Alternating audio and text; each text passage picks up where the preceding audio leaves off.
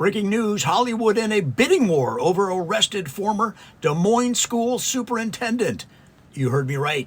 Des Moines educator turned alleged fraudster becomes unlikely object of studio fascination. Deadline Los Angeles.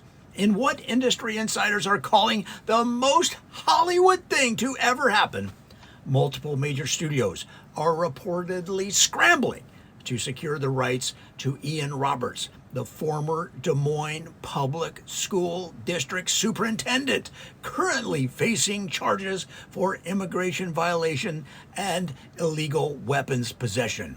Tridental Pictures fired the opening salvo Tuesday when studio president Forster Foster announced the company's intention to cast Roberts in a series of international crime thrillers, pending his legal situation. Look, this guy allegedly ran one of the most audacious long cons in recent memory, Foster told reporters outside of the studio's Burbank headquarters, wearing his signature all-white suit. He had credentials, references, a whole structured identity. That's not a criminal. That's a method actor who hasn't realized his calling yet. The announcement sent shockwaves through an industry already reeling from the summer's disastrous tentpole releases and desperate for authentic stories. The Bond connection.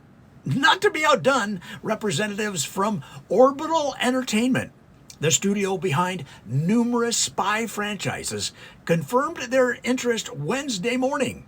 Brian Holderhalder, London-based vice president of story development, released a statement that raised eyebrows across the Atlantic. Mr. Roberts possesses a rather unique profile. He's a former Olympic athlete for Guyana. He has international experience, he's multilingual, and according to our research department, he's received over 3,000 marriage proposals since his arrest. 3,000. Our previous leading men wished they had those numbers. Holdenhalder went on to suggest Roberts could be the next evolution in international espionage cinema, though he acknowledged that minor legal entanglements might delay production. When pressed about whether the studio was seriously considering casting someone currently in federal custody, Holdenhalder shrugged. Our stars do their own stunts. This chap's already lived the stunts. It's called authenticity, darling. Wavelength Studios is reportedly interested in a more artistic approach, with auteur director Yorgos Lanthimos attached to what insiders described as Catch Me If You Can meets The Favorite. Apex Entertainment sees Roberts as the anchor for a new action franchise with working titles including The Substitute, Detention, and Class Dismissed. Even Constellation Streaming entered the conversation, though a spokesperson quickly clarified they were just monitoring the situation after backlash over potentially family-friendly content about an alleged fraudster. Legal experts are baffled. Entertainment attorney Gloria Stenbergerstein called the situation unprecedented and possibly illegal. You can't just option someone's life rights while they're in federal custody, Steinbergerstein explained. Also, if he's convicted, any profits might be subject to Son of Sam laws, preventing criminals from profiting from their crimes. These studios are essentially bidding on a property they may never legally be able to produce. When informed of these legal obstacles, Foster doubled down. That's what we have lawyers for, he said. This is the movie business, baby. We make the impossible happen.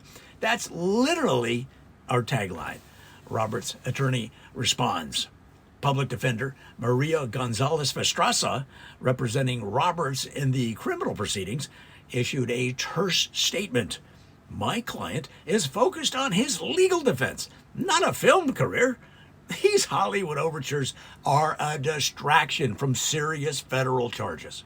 However, Sources close to the case suggest Roberts has requested headshots from his younger days be sent to his legal team, ostensibly for identification purposes. The uncomfortable questions. The bizarre spectacle has prompted soul-searching in some corners of the industry.